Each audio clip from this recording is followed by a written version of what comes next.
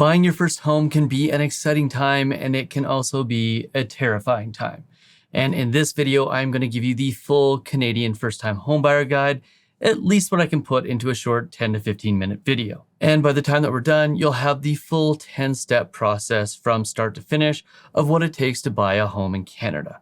But before we get into it, my name is Nolan Matthias, and if you want to thrive financially, this is the place for you. So do me a favor, hit the subscribe button and hit the like button so more people like you can see this video.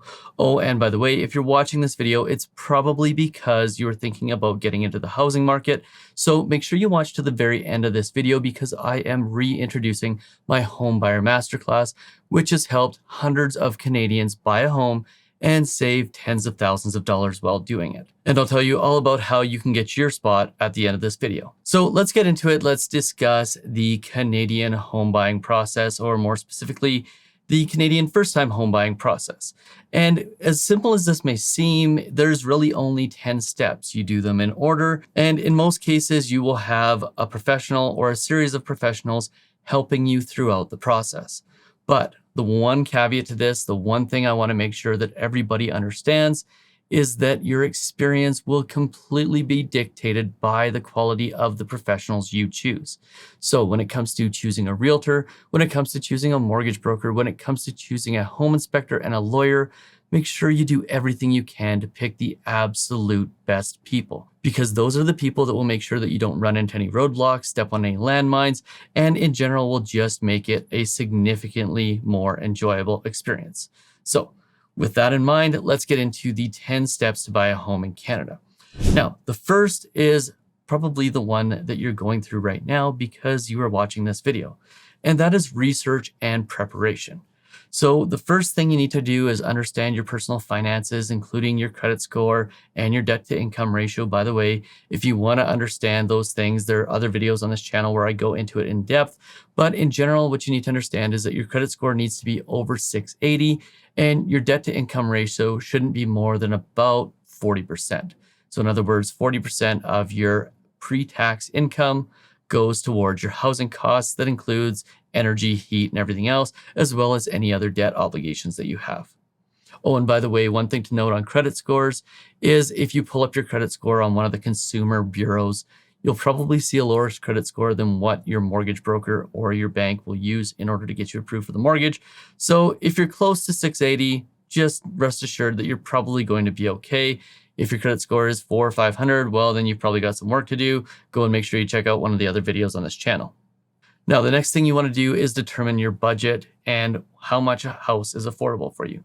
Now, I typically recommend, if you can get away with it, not to exceed 25% of your household income with respect to your housing costs. Now, a bank will qualify you typically for up to 38 or 39%, but that has a tendency to make you house poor. So the lower the amount of your income that is going towards your housing costs, the better. And I'm going to suggest that you do everything you can to make your housing costs as minimal as possible. If that includes buying maybe not the house that you dream of, but the one that will just do that because it will make your life significantly less stressful. Then you want to go out and research various types of mortgages. Obviously, you can check that out on this channel as well, but for the most part, what you're going to have is fixed and variable rate mortgages are the two types of mortgages. And then the pricing on mortgages is typically done in one of three ways. You either have discount mortgages, full feature mortgages, or bank mortgages. The discount mortgages always have certain features stripped away from them. The big bank mortgages, at least as far as fixed rates go, almost always have higher penalties. And the full feature mortgages, the ones from lenders that you may not recognize the name of, but that actually have to have a better product in order to survive, are typically the best ones and the ones that most consumers end up choosing. And then last but not least, you're going to want to go and learn about the different types of properties. By the way, the resource I talk about at the end, the Homebuyer Masterclass, goes through all of this stuff in detail. But the different types of properties that you could potentially look at are townhouses or row housing, condos, which are basically apartments that you own, and single family homes, which are detached. Obviously, condos tend to be the cheapest, townhouses tend to be a little bit more expensive, and single-family homes are the most expensive option of the three. Now, that's just a general rule. You can have very expensive condos and townhouses as well, but entry-level properties are typically the condos and the townhouses. Now, the next step in your home buying process is going to be to find a mortgage broker. People often go to a realtor first, but the reality is you need to know what you can get approved for and what type of mortgage you can get before you actually go out and search for a house. So talking to your mortgage broker first and talking to them as far in advance as possible is usually the best bet. So if you think you're 18 months to 3 years out from buying a home, still go and have a conversation with a mortgage broker. Start looking for a mortgage broker because one, you'll get a feel for how they operate. And two, if there's anything showing up on like your credit score, they will be able to give you direction on what you need to improve in order to get the mortgage that you want. Now, there's a couple of things you want to make sure that your mortgage broker does, and that is first and foremost, has a fiduciary duty to you. You need them to be committed to doing only what is in your best interest. And by the way, this is done in a legal document. Then you want to make sure that you have a recommendation or some other sort of social proof when it comes to the mortgage broker that you're choosing. So in other words, you want to know that they're good at what they do. A recommendation is obviously the best way, or for companies like ours, Mortgage 360, we have what's called a B Corp certification, which is a certification around transparency and honesty and social and environmental impact. So we've got a certification that says that we actually do what we say that we do, which, by the way, is put our clients ahead of all else. And then last but not least, you want a mortgage broker who is going to ask you more questions than you ask them. They shouldn't be firing information at you. What they should be doing is learning about you, learning about your situation so that they can make meaningful recommendations. Oh, and notice that we haven't talked about finding a banker here. The reason why is quite simple. If you're going to your bank to get a mortgage and you don't understand that they have a fiduciary duty to the bank, so in other words, they have to do what's in the bank's interest, and their job is to extract as much profit from you as possible, well, then you've been living under a rock. So I'm here to tell you that the best place to get your mortgage is not and has not been for the last 20 years a bank directly. There are far better products out there than what a bank can offer you. And if you have a good mortgage broker, they'll show you exactly the difference between the products they offer and the products that you would get from a bank that could end up costing you tens of thousands of dollars more over the long run. Now, once you've found your mortgage broker that you are comfortable with, then you want to go about getting pre-approved. Now, this is going to include, if the mortgage broker is good at what they do, gathering necessary financial documents. So proof of employment, proof of down payment. Yes, even if you're 2 or 3 years out from getting your actual mortgage, you're going to want to go through the exercise of collecting this documentation so that the pre-approval that you get is a real one. It's one that's based on real data, it's been verified, and it is very likely to get approved when you actually go to buy a home. Then what you want to do is work with your mortgage broker to apply for different pre-approvals, making sure that you get rate holds in place so that you know what your worst case scenario will be when you go to actually get the mortgage. And most importantly, at this point in the process, you want to discuss with them what to expect with respect to rates and with respect to the process. What comes next? What are all the things that are going to happen? And most importantly, what is actually going to happen with rates? Because quite often the pre-approval rate ends up actually being higher than the real rate that you get, especially if rates haven't gone up since you got pre-approved. And the reason for this is because a good mortgage broker will be able to get you a rate hold with one lender, and then we'll be able to switch you to a different lender if there is a lower rate available than the rate hold that you already have in place. Now, once you've gotten your pre-approval, then it's time to go out and find your real estate agent. Now, there's a couple things here. First is if you have a great mortgage broker, one that you trust, just get their recommendation on what realtor to use. They will often have a really good working relationship with several good real estate agents. They'll know who knows their stuff and who doesn't, and quite often they'll be able to matchmake you to the perfect person. If you don't have that option, then go out and research and interview potential agents. Again, key here is they should be asking you more questions than you're asking them. They should be learning about you, what your needs are, and what kind of home that you want to buy. And most importantly here, you want to choose an agent who understands your needs and your preferences. You want to make sure that they are going to do what's right for you and that they're going to be looking for the homes that actually meet your needs. And last but not least, you're going to sign a buyer's representation agreement with them. You aren't going to go out and look at different houses with different agents. You want one agent who's going to do the work and make sure that you're taken care of. Anytime somebody goes out and talks to multiple agents after they've started their home search, it inevitably creates confusion, and confusion causes pain in the home buying process. So don't do that. Sign up with an agent, one that you know you can trust, and follow through on the process with them so that you know you're getting exactly what you need and the information that you need in order to make the right decision. Then once you've got that real estate agent, the fun part begins. You start your home search. Now, if your realtor was good, they are going to ask you a whole bunch of questions that will create the criteria for the property they're going to look for you. And at this point, it's okay to start attending open houses and schedule viewings with your realtor. But keep in mind, when you go into those open houses, you want to be upfront with the real estate agents that are holding them and tell them you're already committed to working with somebody and you're just there to look. But don't be afraid to go and look, because looking around and seeing different things will start to give you an idea of the things that are really important to you and the things that you like. And then from there, you want to start narrowing down your options and revisiting your top choices.